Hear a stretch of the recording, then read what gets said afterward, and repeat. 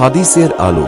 21 দিন দোয়াটি পরে আপনার সন্তানের মাথার মধ্যে যদি ফু দিতে পারেন, তাহলে আপনার অবাধ্য সন্তান বাধ্য হয়ে যাবে ইনশাআল্লাহ। আল্লাহ সুবহানাহু ওয়া তাআলা কোরআনে কারীমের মধ্যে এমন কোন বিষয় নাই যেটা তিনি রাখেন নাই। তিবিয়ানাল লিকুল্লি শাই, সব বিষয় আল্লাহ সুবহানাহু ওয়া তাআলা কোরআনে কারীমের মধ্যে স্পষ্টভাবে খুলে খুলে তিনি বর্ণনা করেছেন, এবং এই কোরআনকে বলা হয়েছে শিফা। ওয়ানুনাজ্জিলু মিনাল কোরআনি মা হুয়া শিফাউ ওয়া রাহমাতুল লিল মুমিনিন। আপনি যদি চান তাহলে এই কোরআন দিয়ে মানুষকে ব্ল্যাক ম্যাজিক পর্যন্ত করা যায়, এই কোরআন দিয়ে আবার ব্ল্যাক ম্যাজিক ছোটানো যায়, আবার এই কোরআন দিয়ে মানুষকে বাধ্য করা যায়, অবাধ্য করা যায়। এই কোরআনে কারীমের মধ্যে আছে অসংখ্য মুজিজা। আল্লাহ সুবহানাহু ওয়া তাআলা বলেন এই কোরআন হলো এমন কোরআন, তিবিয়ানাল লিকুল্লি শাই, সবকিছু আল্লাহ সুবহানাহু ওয়া তাআলা এই কোরআনে কারীমের মধ্যে দিয়েছে। সুবহানাল্লাহি ওয়া বিহামদিহি সুবহানাল্লাহিল আযীম। অনেকের মনের মধ্যে অনেক কষ্ট, হুজুর অনেক টাকা ইনকাম করি, অনেক বড় বিজনেস করি, কিন্তু লাভ নাই, আমার সন্তানেরা আমার কথা শোনে না। আরেকজন বাবা মার জন্য সবচাইতে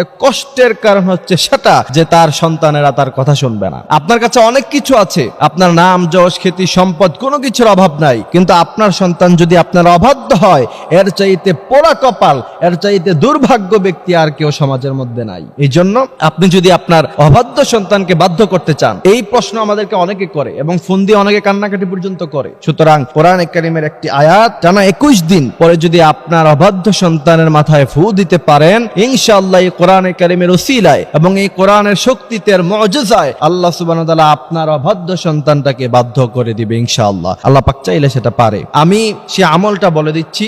সেই আমলটা হলো, আপনি ওযু অবস্থায় আপনার সন্তান যখন ঘুমন্ত থাকবে, ওই সময় টানা 21 দিন আপনারা কোরআনে কারীমের আয়াতটি পড়ে আপনার সন্তানের মাথায় ফু দিবেন। যদি এই 21 দিনে কাজ না হয়, তাহলে এরপরে আবার 21 দিন করবেন। এইভাবে করতেই থাকবেন, ইনশাআল্লাহ এক সময় দেখবেন সফলতা চলেই আসবে। সেই আয়াতটি হচ্ছে আফাগায়রা দীনিল্লাহি ইয়াবগুনা ওয়া লাহু আসলামা মান ফিস সামাওয়াতি ওয়াল আরদি তাওআউ ওয়া কারহা ওয়া ইলাইহি ইরজাউন। যদি এই পুরো আয়াতটা পড়তে কষ্ট হয়, তাহলে কমসে কম এতটুকু আয়াত পড়বেন, আফাগায়রা দীনিল্লাহি ইয়াবগুন। এতটুকু আয়াত পড়েও যদি আপনি আপনার সন্তানের মাথায় ফু দিতে পারেন, ইনশাআল্লাহ আল্লাহ সুবহানাহু ওয়া তাআলা আপনার অবাধ্য সন্তানটাকে আপনার বাধ্য করে দিবে। তবে আপনার সন্তান থেকে আপনি ভালো ব্যবহার পাওয়ার জন্য আপনার সন্তান বড় হওয়ার আগ পর্যন্ত আপনার কিছু দায়িত্ব আছে। আপনি যদি চান যে আপনার সন্তান আপনার বাধ্য হোক, তাহলে ছোটবেলা থেকে কিছু দায়িত্ব, কিছু কর্তব্য আপনার উপরে বর্তায়, সেগুলি আপনি পালন করতে হবে। যেমন তাকে হালাল খাওয়াতে হবে, তাকে খারাপ কোনো বন্ধুর সাথে মিশতে দেওয়া যাবে না। ছোটবেলা থেকেই তাকে তরবিয়ত দিয়ে বড় করতে হবে, তাহলেই না আপনার ছেলে কথা শুনবে। তাকে আপনি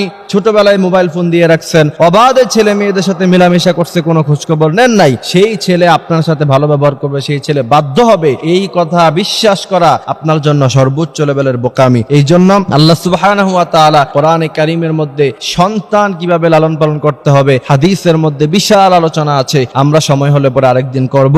আল্লাহ সুবহানাহু ওয়া তাআলা আমাদেরকে এই কথাগুলি বোঝার, মানার তৌফিক দান করুক। আমিন।